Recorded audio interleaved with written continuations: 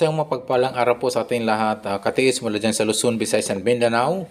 Dyan po sa Zamboanga, muchas gracias amigos. Dyan po sa labas po ng bansa sa Mexico, muchas gracias amigo. Bago po ako mag-umpisa, ako muna ay magpapasalamat po sa aking mga viewers, ito yung aking mga followers at aking subscribers. Thank you so much sa inyong walang sawang pagsubaybay po sa aking YouTube channel. Bagamat ito'y medyo bago pa lang at maliit pa lang, please help me to grow my small channel. Ang aking tema pala po ay regarding po sa mga treasure marker, signs and symbols po. Ito'y aking dinidecode o inaanalisa kung saan to ano pong klaseng mga treasure sign po yan mga katis. So sa abot po aking makakaya ay aking pong ito'y dinidecode at inaanalisa mga katis. So ito po mga katis ay isa pong pagpapasalamat po talaga sa mga marami na pong mga katis po natin na ito'y tayo ay isang pinagkakatiwalaan po sa pag-analisa, sa pag-didecode po sa mga treasure marker, treasure sign at mga treasure symbols mga katis na pinapadala po sa atin. Yung palang gusto magpadala po ng mga treasure signs and symbol, pwede nyo pong ipadala po sa akin po. Please send me your picture po sa aking Facebook page, Alejandro Sanchez. Nakaseed po ako doon, profile ko doon, nakasanglas po ako doon mga katis. Kasi nga, marami pong Alejandro Sanchez po na katulad kong pangalan ang lumalabas po sa Facebook page. So, ang inyong pipiliin po, yung Alejandro Sanchez na nakaseed o nakasanglas po ako doon. So, yun po inyong pipiliin po. Ang gawin niyo po muna, friend, kailang friend muna tayo, i-add friend nyo ako para makapasok po kayo sa aking Facebook page at pwede nyo ipadala o pwede nyo isend po doon sa Alejandro Sanchez. Yung nakaseed, yung nakasanglas po ako doon. Yun yung inyong piliin katis. Yung mga gusto magpadikod, yung pwedeng magpapa-analisa sa mga symbols, treasure sign, and markers. Ito po ay aking pong tutulungan sa aking abot na makakaya sa pag-analisa at pagdekode. Thank you so much. Thank you. Thank you so much po talaga sa inyong pagtitiwala, katis. Okay? Tayo po ay tutungo na po sa ating pinaka tema mga katis, yung isa pong triangle po na may spoke hole, may butas po mga katis. So may isang bilog na butas at isang nasa gitna po ng isang triangle shape na naka-engrave po sa bato. Ito po mga katis ay isa pong pangitain po, isang senaryo po na minsan ay nakaligtaan po ng ating mga katis, kung ano po ang kahulugan po ng mga spoke hole na yan, yung mga triangle sign na yan mga katits, sa isang lalong-lalo na kung medyo may kalakihan na nakalagay po itong mga ganitong klaseng markers mga katits. Ito po ay matatawag na po natin na isang big boulder markers, BBM yung tinatawag nila.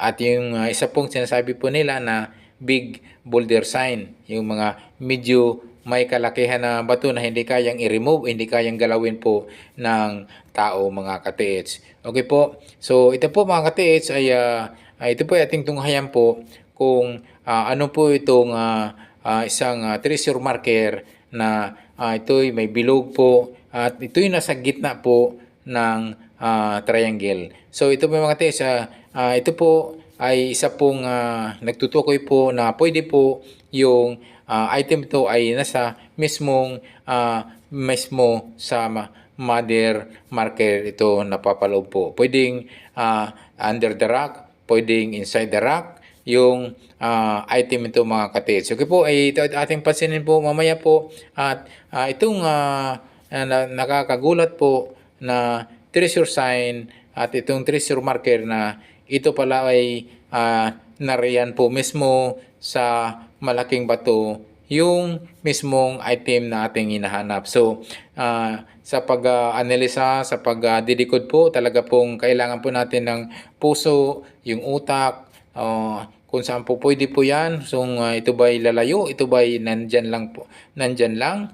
So talaga po sa pag-analyze at pagdikot po, titingnan po talaga natin ng maigi po kung ano po yung mga arrowhead na yan, kung ano po yung mga sign na nariyan po sa mga, kasi nga ang mga Japanese po, mga Korean at Chinese po, na ito po ay napakagaling po magtago ng item at minsan po ay reverse po yung kanilang mga sa mga signs po o mga symbol po mga katis, na yan po ay nakikita po natin sa mga big rock markers, naka-okit, naka-engrave po.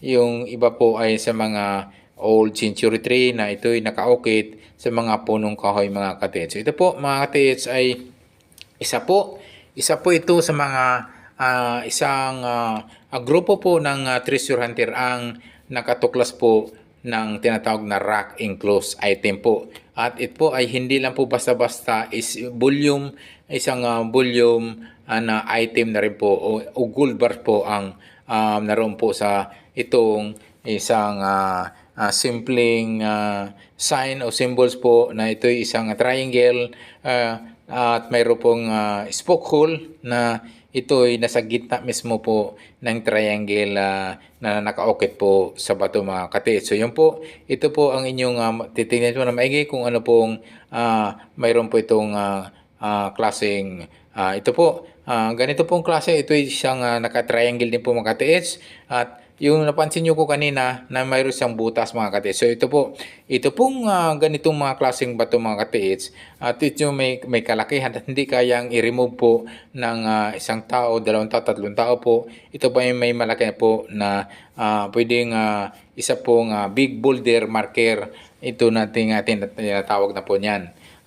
Kapag medyo may kalakihan na po yung mga markers, ay big boulder markers na po ang tawag niyan. Ito mga katitsa, kapag may makakita po yung ganito, please check immediately. Pwede nyo pukpukin po ng maso, pukpukin ng martilyo, o nyo pukpukin po ng medyo hard na bato na malaki-laki na kaya nyo ipukpuk dyan sa paikot mga katiits.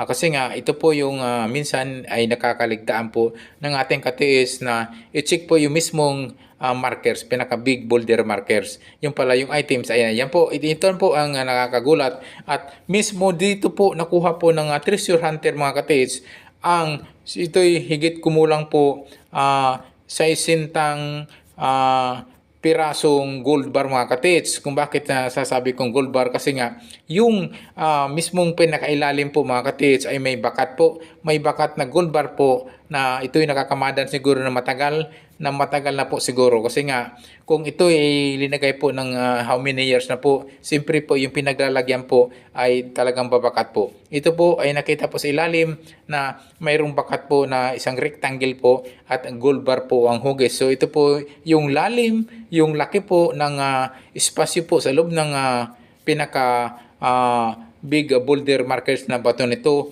ay pwede pong maglalaman po ng mga hanggang 40 to 60 gold bars mga katiits. So ito po mga katiits ay isa pong napakaswerte po ng ating treasure hunter. Kung sino man po yung nakakuha nito ay isa pong milyonaryo na po sigurado yan mga katiits. Kasi nga ito po ay napakanipis lang po ng takip. So ito siguro kasing laki lang po siguro po ng takip po ng kaldero na yung medyo ginagamit po natin sa sinasaing, yung pinangtakip doon mga katits. At ito'y manipis lang mga katits. Wala pa sigurong 2 inches po ang kapal. At sigurado po mga katits, yung po ay kanilang na-trace through no, ito'y pinokpok siguro nila. At pinokpok ng hard na mga bato o pwedeng martilyo, pwedeng maso, ay napansin po nila medyo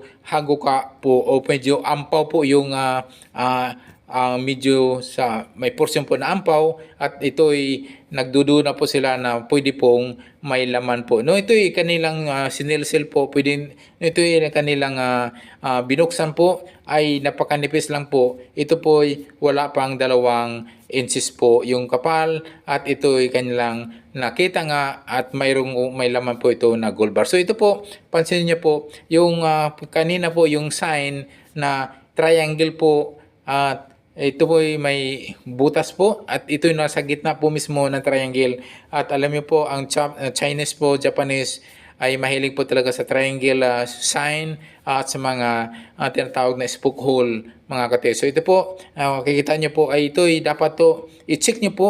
Tulad yung mga lalapad po na mga medyo may kalakihan ng mga bato na ito'y nakakaduda-duda, ito'y mukhang may mga parang man-made cement po.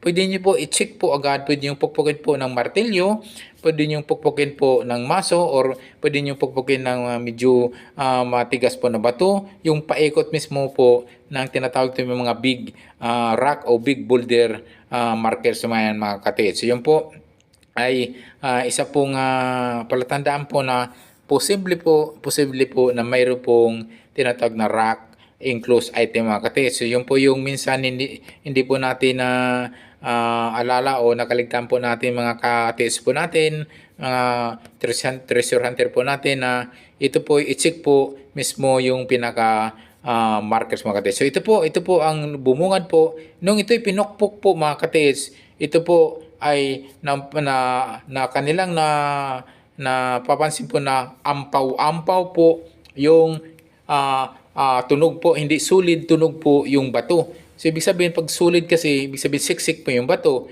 Na ito nung napansin po nila dahil sa mga 2 inches lang po yung pinakatakip, siguro kasing laki lang po ng kaldero po, napansin po nila na parang ampaw po yung loob. Ito po ay bumungad po sa kanila. Nung ito'y natanggal po, ay mayroon pong volume of gold bars po sa ilalim mga katiis. So bakit gold bar po ang item po? Ito may nakabakat po kasi yung mga gold bars sa loob mga katiis. Ito po. Thank you so much for watching katiis. Don't forget to subscribe and also don't forget to hit the notification button para updated po kayo sa mga video kong papalabas katiis.